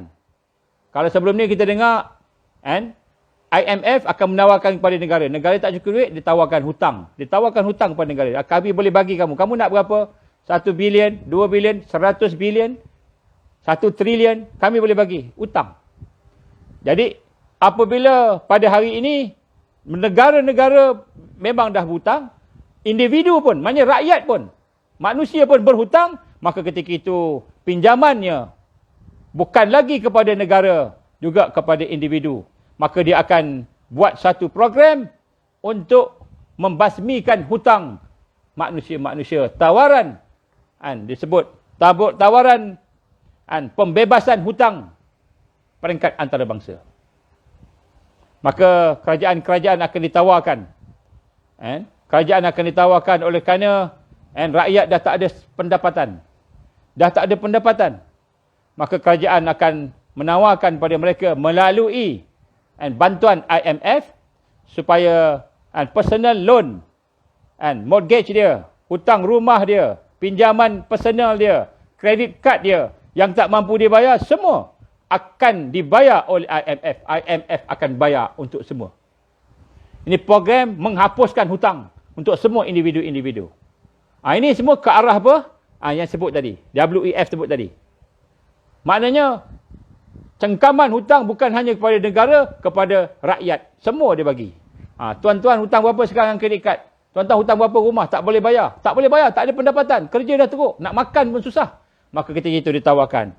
Mungkin dengan sesuatu yang bunga je, mungkin bunganya tak ada. Baik, saya sebut kat sini. Apa yang dia orang plan, tuan-tuan. Tuan-tuan tengok aja. Wallahu a'lam. Kalau benda ni terdedah dan mereka tak buat, alhamdulillah berjaya kita. Baik, mudah-mudahan yang kita cakap ini tak betul. Yang kita jangka ni mudah-mudahan tak betul. Tapi kalau betul, kita akan melihat ke arah totalitarian, ke arah diktator yang menyeluruh. Maka dia kata, maka disebut Total Debt Forgiveness Program. Maknanya mereka akan mengadakan satu pinjaman kepada manusia yang ada di sini, akan dibayar kepada mereka semua oleh International Monetary Fund, itu IMF, akan bayar, dia menawarkan kepada individu-individu untuk berhutang kerana tak mampu nak bayar tadi. Maka kemudian syarat dia apa? Syarat dia ialah kita perlu bersetuju untuk mengikuti vaccination schedule. Kita kena ambil vaksin. Dan kemudian kita disebut sini juga, kita kena forfeit ownership of any and all property and asset forever. Maknanya dia akan ambil guarantor. Contohnya kalau kita nak pinjam, apa garanti dia? Apa garanti yang ada pada kamu nak bagi pinjam ni? Kan? Maka dia kata rumah kamu, harta kamu, semua akan forfeit, akan diberikan haknya kepada the World Department Reset Program. World Department Reset Program. Tuan-tuan rahmati Allah, menakutkan. Menakutkan. Apabila manusia itu dia dah tak ada duit, bayangkan tuan-tuan, kita tak ada duit teruk. Kemudian selepas tu kerajaan pun dah tak ada duit nak bayar gaji. Frontliner pun dah teruk. Akhirnya kerajaan kena ambil IMF. Kerajaan menawarkan. Maka sekarang ni dia menawarkan supaya semua gaji, semua makanan, semua minuman, semua perbelanjaan dia akan bagi kepada setiap isi rumah. Setiap individu dia akan bagi semua. Maknanya kamu tak payah fikir dah hutang kamu. Kamu tak payah fikir dah macam mana nak cari makan. Kami bagi gaji kat kamu. Kami bagi duit kat kamu. Maka kamu akan bekerja dengan kerajaan, kamu akan bekerja dengan IMF. Tetapi syaratnya apa? Tanah kamu, rumah kamu, harta kamu, apa saja yang kamu miliki, semua dimiliki oleh the World Department Reset Program. Maka daripada situlah mereka yang terpaksa mula sedikit demi sedikit akan terpaksa berada di bawah alung paling besar IMF. Tuan-tuan rahmat Allah, ini ke arah yang saya sebut tadi, mula-mula tadi, kan? Ramalan daripada WEF bahawa apa dia? Kan? You own nothing. Kamu tidak memiliki apa-apa, tapi kamu hidup gembira. You be happy. Kamu hidup gembira. You live happily. Kamu hidup gembira, tapi kamu tidak milik apa-apa. Ini antara senario yang digambarkan bakal berlaku sekiranya lockdown ini diteruskan. Maka di sinilah tuan-tuan rahmati Allah Subhanahu Wa Taala, maka kita lihat apabila berlaku perkara tersebut, maka jadilah mereka totalitarian control, iaitu inilah yang digambarkan Rasulullah sallallahu alaihi wasallam dalam hadisnya yang diriwayatkan oleh Imam Ahmad, mulkan jibriyah, kerajaan yang memaksa, kerajaan yang menjajahi, yang menggagahi, mulkan jibriyah.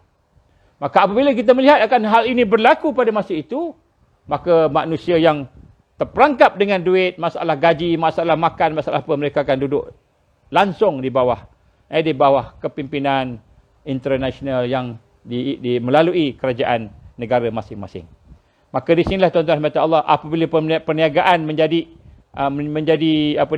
kita kata habis rosak, maka penduduk mula bergantung menjadi miskin. Penduduk mula jadi miskin. 99% akan terpaksa menerima bantuan. Mula-mula dia ada BRIM dulu, kemudian ada BSH, kemudian ada Prihatin. Tapi berapa lama kerajaan boleh bagi Prihatin pada kita? Berapa lama? Kemudian nak sebut kat sini, cukupkah Prihatin tu?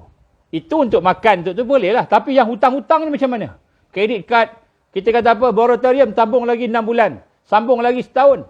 Berapa lama kita nak sambung? Kalau lockdown, sampai setahun, 2 tahun, 3 tahun, 4 tahun, sampai 5 tahun, sampai 10 tahun. Kita 2020, dia target 2030. 10 tahun ni boleh tahan 10 tahun tanpa kerja, tanpa gaji. Maka tuan-tuan rahmati Allah, maka banyaklah orang yang akan miskin dan akan terpaksa bergantung dengan skim prihatin daripada kerajaan. Kerajaan tak mampu, maka ketika itu IMF akan masuk. Dia akan beri bantuan kepada kerajaan dengan syarat-syarat tertentu. Siapa yang ambil dia, dia akan own, dia akan memiliki orang tersebut. Orang itu tidak ada apa-apa, dia hanya ada diri dia sahaja. Diri dia itu pun bersama-sama dengan kita sebut digital certification yang digambarkan dalam kisah yang lain, cerita yang lain, kajian yang lain, dia ada dia punya perbincangan dia. Sehingga akhirnya duduk 100% di bawah mereka. Siapa mereka? Kalau mereka ni khalifah, ataupun kalau mereka ni orang yang adil, orang yang baik, memang betul-betul nak tolong, orang yang beriman, tak apa. Kalau mereka ni Baitul Mal, tak apa. Tapi mereka ni siapa? Di belakang mereka Al-Masih Dajjal. Maka sebab tu tuan-tuan saya sebut pada malam ini, ketika Dajjal keluar, manusia dah terikat dengan hutang, dah terikat duduk di bawah kepimpinan mereka. Baik, timbul satu soalan. Kalau saya dah ada tanah, saya dah ada rumah, saya dah ada hasil, saya dah ada harta, saya tak mau duduk di bawah hutang dengan IMF. Tak mau duduk, maka apa akan berlaku pada saya? Maka di dalam kajian-kajian yang kita sebut, sebab tu saya sebut tadi, mereka bukan hanya nak menguasai politik, mereka bukan sahaja nak menguasai harta ataupun tentera, mereka akan menguasai undang-undang. Maka sampai satu peringkat, mereka yang tidak mahu mengambil sijil-sijil kesihatan, maknanya tidak mahu mengambil sijil-sijil kesihatan bila tidak mahu divaksinkan, vaksin dah diwajib, tidak mahu divaksinkan, maka pada masa itu mereka akan dipindahkan ke tempat-tempat asing, isolated, ataupun akan berada dalam isolation, akan diasingkan. Atas kenapa? Kerana mereka tak ambil vaksin, mereka tak ikut kita punya program, mereka ni membahayakan public health, kesihatan masyarakat yang ada. Maka mereka akan diletakkan di satu tempat, diasingkan, dan kemudian bila diasingkan, akhirnya mereka diberi dua pilihan. Kerana makin lama orang makin ikut IMF. Makin lama orang makin ikut IMF. Bila makin ikut IMF, ikut World Economic Forum, ikut dunia punya perancangan tadi, dengan digital certification, dengan digital digital monetary dan sebagainya, maka dia akan ada vaksin. Vaksin. Bila ada vaksin, sekiranya dia tidak mahu vaksin, maka antaranya yang digambarkan, kamu tak nak ambil vaksin, peringkat awal tak apa, tak payah ambil, tak apa. Tapi kamu nak pergi sekolah, tak boleh pergi sekolah. No jab, no school. No jab, no travelling. Tak boleh nak pergi, tua-tua tak boleh. No jab, and you cannot go into mall. No, cannot go into public places. Duduklah kat rumah. Kamu tak ada vaksin, kamu bahaya. Kamu tak boleh keluar. Kamu tak ada vaksin, kamu tak boleh bekerja. Sampai peringkat tuan-tuan rahmat Allah, mereka akan kontrol macam itu. Tak mau juga, maka apabila ramai, majoriti orang bersama dengan program-program itu, maka pada ketika itu, orang yang sedikit yang tinggal tak mau vaksin ini akan diambil, dibawa ke satu tempat isolation. Maka diberi dua pilihan. Yang pertama pilihan dia, ikut program IMF, and vaccination, kamu boleh duduk rumah kamu, tapi itu bukan rumah kamu, rumah pinjam. Boleh duduk, pakai kereta pinjam. Semua rent, sebab tu disebut rent. Semuanya pinjam. Dimiliki oleh World Department. Kemudian, kalau tak nak, maka kamu akan duduk kat situ, tak boleh keluar. Dan harta kamu akan dirampas. Tuan-tuan rahmat Allah, ini adalah satu gambaran. Sekiranya perkara ini bersama perancangan-perancangan yang disebut di dalam perancangannya, maknanya sampai peringkat manusia ni tidak ada pemilik, dia tak ada pemilikan, tak ada harta, tapi dia hidup happy. Kenapa hidup happy? Kenapa dia ada makan, dia boleh minum, dia tak ada hutang. Tak ada hutang, tapi harta tak ada. Dia boleh tinggal kat rumah. Itulah atap rumah yang dia tinggal tu, itulah tempat dia duduk, tapi rumah tu bukan milik dia. Dia boleh makan, tapi makan tu dibagi oleh orang, duit tu dia bagi, gaji tu dia bagi. Inilah antara perkara yang digambarkan kalau kita nak ekstrak, kalau kita nak buat analisa daripada apa yang mereka tulis di dalam perancangan-perancangan mereka. Tuan-tuan rahmat Allah Taala, mudah-mudahan perkara ni tak sampai macam tu. Mudah-mudahan apa yang saya cakap ni salah. Mudah-mudahan apa yang saya cakap ini tidak berlaku di zaman kita. Kalau berlaku pun biarlah berlaku zaman orang, kita tak mampu. Tapi kita tak tahu tuan-tuan. Sebab Rasul sallallahu alaihi wasallam menggambarkan Apabila datangnya Dajjal, dia akan datang fitnahnya terlalu besar. Terlalu besar. Maka ketika itu, apa makanan orang Islam? Kata Rasul sallallahu alaihi wasallam, orang Islam makanannya zikrullah. Apa ubat-ubat bagi orang Islam? Ubat-ubatnya ialah zikrullah. Ini hadis Rasulullah sallallahu alaihi wasallam. Kenapa? Kerana dah total control. Inilah perancangan mereka, tuan-tuan hamba Allah. Saya bukan nak menakut-nakutkan tuan-tuan. Ini analisa daripada apa yang kita dapat daripada tulisan-tulisan mereka. Ya, sebab itu tuan-tuan hamba Allah SWT, maka apakah yang perlu kita buat? Yang pertama sekali tuan-tuan, yang kita kena buat, kita hendaklah kembali semula macam saya sebut pada minggu lepas, minggu-minggu sebelumnya. Kita kena kembali semula. Bagaimana untuk kita membina kekuatan jiwa kita, kekuatan akal kita, pemikiran kita, kekuatan ibadah kita, kekuatan akhlak kita. Sehingga kita kuat bersama Allah. Sebab di akhir zaman, yang digambarkan oleh Rasulullah SAW, orang yang beriman, memang dia beriman. Tidak ada nifak, tidak ada berpura-pura, tidak ada munafik, tidak ada tipu daya. Beriman sungguh-sungguh. Maka hatinya sungguh-sungguh beriman pada Allah. Kalau tidak, dia akan menjadi hamba kepada ghairallah selain Allah. Maka sebab itulah Nabi SAW menggambarkan perkara yang paling penting ketika mana manusia lain rosak. Maka ditanya oleh sahabat-sahabat, ketika Islam dagang kali kedua, Islam asing kali kedua. Bermula Islam dalam keadaan asing. Bada'ul Islamu ghariban. Islam bermula dalam keadaan dagang, ganjil, asing. Rasulullah nak dibunuh, Rasulullah dihalau. Rasulullah dibuat macam-macam. Sahabat-sahabat ada yang dibunuh. Tuan-tuan rahmat Allah SWT. Kemudian Islam berkembang. Kemudian Islam akan kembali dagang sebagaimana dia bermula. Maka kata Rasul, beruntunglah orang-orang yang dagang, orang yang asing, yang sikit ni, yang tidak bersama dengan sistem Dajjal ni. Tidak bersama dengan perancangan jahat orang-orang yang memusuhi Islam. Fatuba lil ghuraba, kata Rasul. Maka beruntunglah orang-orang yang dagang, yang sedikit ni, yang asing ini. Maka ditanya oleh sahabat, ya Rasulullah, wa man ghuraba, ya Rasulullah. Siapa mereka yang asing, yang sedikit ini? Ya Rasulullah, siapa mereka? Apa kata Rasulullah sallallahu alaihi wasallam? Allazina yaslihun iza fasadan nas. Saya ulang banyak kali hadis ni. Hadis sahih riwayat Imam Bukhari dan Muslim. Apa kata dia? Apa kata Rasul sallallahu alaihi wasallam? Allazina yaslihun. Mereka inilah orang-orang yang memperbaiki diri mereka. Mendekatkan diri dengan Allah, meningkatkan lagi hubungan dengan Allah. Hatinya bersih.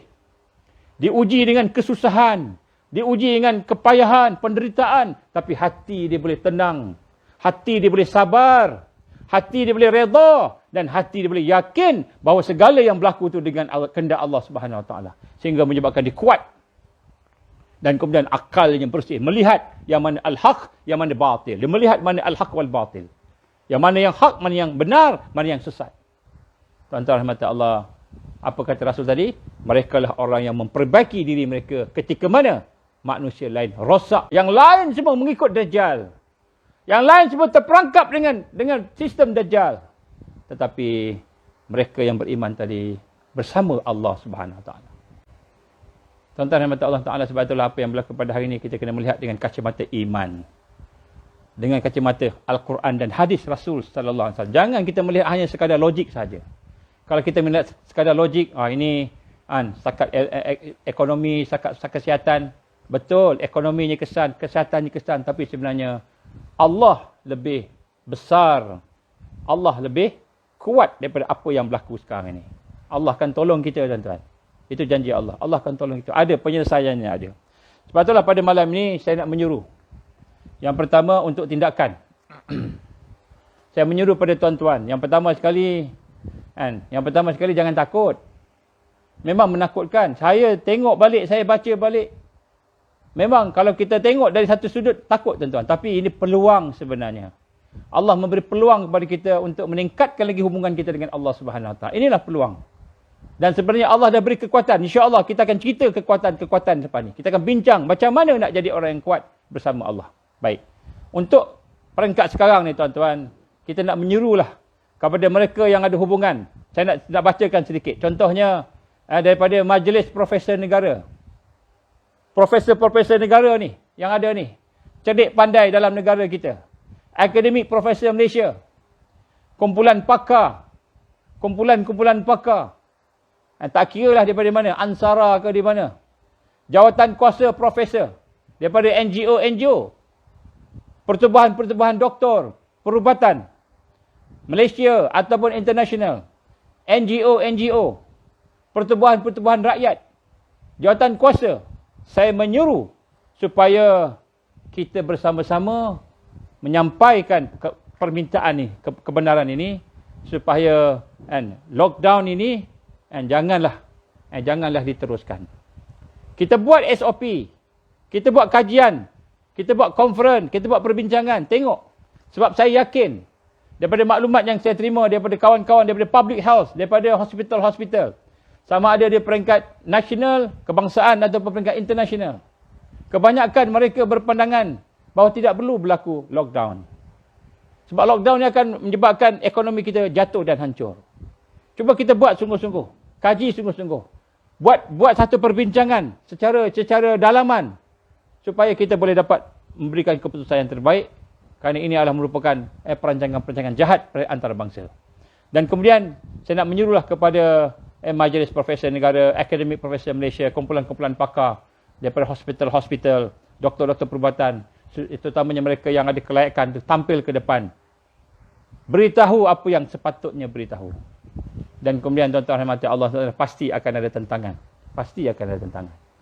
Sebab saya dah sebut tadi, oleh kerana ego, oleh kerana sombong dan takbur, tapi kita cuba apa yang kita mampu. Kemudian bagi mereka yang menonton pada malam ini, saya menyuruhlah supaya marilah sama-sama kita sentiasa berdoa.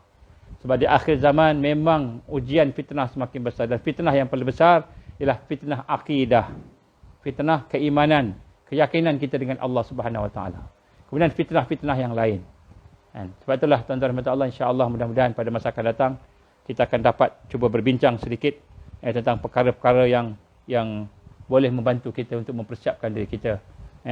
Saya menyuruh kepada tuan-tuan sekali lagi, apa yang saya gambarkan tadi adalah merupakan hasil daripada kajian-kajian, daripada pembacaan-pembacaan, apa yang mereka tulis, apa yang mereka cakap. Seperti contoh tadi kita sebut, Bill Gates telah pun mengeluarkan ucapan dia, kata-kata dia menyatakan akan ada pandemik kedua. Dia sebut pandemik kedua. Dia akan sebut yang sekarang ni pandemik pertama, dia kata. Akan ada pandemik kedua. Dan bila keluar pandemik kedua, dia kata akan lebih teruk lagi. Dia sebut di halayak ramai. Di dalam TV, dia sebut. Maknanya tuan-tuan, bila dia sebut tahun 2015, akan ada pandemik pada masa akan datang, berlaku ni, tahun 2019. Dan sekarang disebut, akan ada pandemik kedua pula. Kemungkinan berlaku tak? Wallahu'alam. Tapi tuan-tuan tengoklah. Sekiranya Allah izin berlaku, maka sudah tentulah kita kena banyakkan doa, minta bantuan daripada Allah. Dan kita doalah supaya Allah buka hati dan pemikiran semua mereka yang terutamanya para pemimpin kita diberikan kekuatan. Tidak hanya melihat kepada satu aspek sahaja, tapi melihat aspek secara holistik, secara keseluruhan.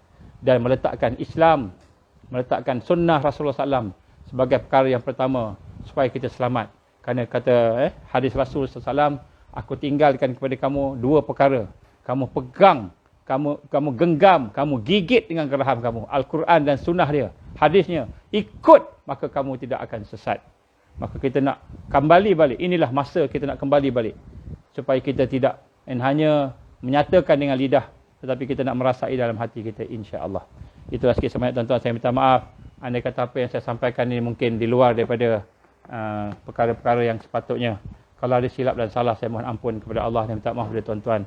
Kalau ada kebaikan, ambillah sebagai satu panduan. Jangan kita bukan nak takut. Kita tak nak, sebab pada saya setiap kali saya melihat, mengkaji, makin saya rasa kuat. Bukan masa takut, makin kuat. Sebab semakin kita rasa kebenaran Allah. Rasulullah SAW dah sebut dah apa yang berlaku ni. Rasulullah SAW dah sebut dah 1400 tahun yang lepas. Dah sebut dah. Hadis-hadisnya ada. Tentang keadaan-keadaan ni akan ada kesusahan dari sudut makanannya, dari sudut sakitannya, dari sudut kemiskinannya. Rasul sebut dah. Dari sudut peperangannya. Jadi bila berlaku ni, kita dah tahu dah. Tentulah apa yang berlaku ni bersama dengan penyelesaian. Tentu Rasulullah dah bagi penyelesaian pada kita. InsyaAllah kita akan bincang nanti. Jadi bukan untuk menakutkan, tapi kita nak bertambah semangat. Sebab apa? Sebab Allah dah bagi tahu kita bahawa Allah akan kalahkan mereka. Ini janji Allah. Allah akan kalahkan mereka. InsyaAllah. Lagi cepat dia keluar Dajjal, lagi cepat dia mati. Akan dibunuh oleh Allah melalui Isa AS. Bila? Wallahu alam. Tapi sementara tu, kita kena proses diri kita, tingkatkan iman kita, takwa kita, ihsan kita. Secara bersama-sama, mudah-mudahan Allah akan berikan kekuatan kepada kita insya-Allah. Tuan-tuan yang masih lagi tidak mendengar siri saya yang lepas ni, cuba tengoklah, dengar. Mudah-mudahan dapat idea sikit apa yang kita bincangkan pada hari ini. Sebab saya lihat ada ramai orang-orang yang mungkin first time dengar kuliah kita pada malam ni insya-Allah. Aku liqali hadza astaghfirullahalazim, kita sama-sama baca doa rabitah. Allahumma salli ala sayyidina Muhammad wa ala alihi wa sahbihi baraka wasallam. A'udzubillahi samil alim minasyaitonir rajim. Bismillahirrahmanirrahim. Alhamdulillahirabbil alamin. Wassalatu wassalamu ala asyrafil anbiya'i wal mursalin wa ala alihi wa sahbihi ajma'in. Allahumma inna nas'aluka, Allahumma innaka ta'lam anna hadhihi al-qulub qad istamat ala mahabbatik wa altaqat ala ta'atik wa tawahadat ala da'watik wa tawahadat ala nusrati syari'atik. واثق اللهم رابطتها وأدي مدها واهدها سبلها واملأها بنورك الذي لا يخبو واشرح صدورها بفيض الإيمان بك وجميل التوكل عليك وأهيها بمعرفتك وأمتها على شهادة في سبيلك يا الله إنك نعم المولى ونعم النصير. اللهم انصر الإسلام والمسلمين والمستضعفين والمجاهدين في كل مكان وفي كل زمان. اللهم انصرنا على تارك الدعوة وتارك التربية وتارك الجهاد في سبيل الله. اللهم اختم علينا يا الله بحسن الخاتمة ولا تختم علينا يا الله بسوء الخاتمة. اللهم ارزقنا توبة نصوحا قبل الموت. اللهم إنا نعوذ بك من عذاب جهنم. اللهم إنا نعوذ بك من عذاب القبر. اللهم إنا نعوذ بك من فتنة المحيا والممات. اللهم إنا نعوذ بك من فتنة المسيح الدجال. اللهم إنا نعوذ بك من المأسم والمغرم. ربنا ظلمنا أنفسنا وإن لم تغفر لنا وترحمنا لنكونن من الخاسرين. ربنا لا تزغ قلوبنا بعد إذ هديتنا وهب لنا من لدنك رحمة إنك أنت الوهاب. ربنا أتمم لنا نورنا واغفر لنا إنك على كل شيء قدير. يا حي يا قيوم برحمتك نستغيث. يا حي يا قيوم برحمتك نستغيث. يا حي يا قيوم برحمتك نستغيث. اللهم اجعلنا من المؤمنين حقا. اللهم اجعلنا من المتقين حقا. اللهم اجعلنا من المحسنين حقا. اللهم اجعلنا من المقربين. اللهم اجعلنا من الواسلين. اللهم اجعلنا من العارفين. اللهم اجعلنا من المحبين. اللهم اجعلنا من الصديقين والشهداء والصالحين. اللهم اجعلنا من المهديين. ربنا آتنا في الدنيا حسنة وفي الآخرة حسنة وقنا عذاب النار. ربنا تقبل دعاءنا إنك أنت السميع العليم وتب علينا يا الله إنك أنت التواب الرحيم. وصلى الله على محمد وعلى آله وصحبه بارك وسلم. سبحان ربك رب العزة عما يصفون والسلام على المرسلين والحمد لله رب العالمين. سبحانك اللهم وبحمدك أشهد أن لا إله إلا أنت أستغفرك وأتوب إليك. بسم الله الرحمن الرحيم والعصر إن الإنسان لفي خسر إلا الذين آمنوا وعملوا الصالحات وتواصوا بالحق وتواصوا بالصبر. Tuan-tuan, puan-puan, insya-Allah kalau rezeki kita jumpa lagi. Tuan-tuan, kalau boleh viral-viralkan dah, insya-Allah mudah-mudahan supaya maklumat ni sampai kepada seramai yang boleh, supaya mudah-mudahan mereka juga dapat faham apa yang kita faham. Wabillahi taufiq wal hidayah. Assalamualaikum warahmatullahi wabarakatuh.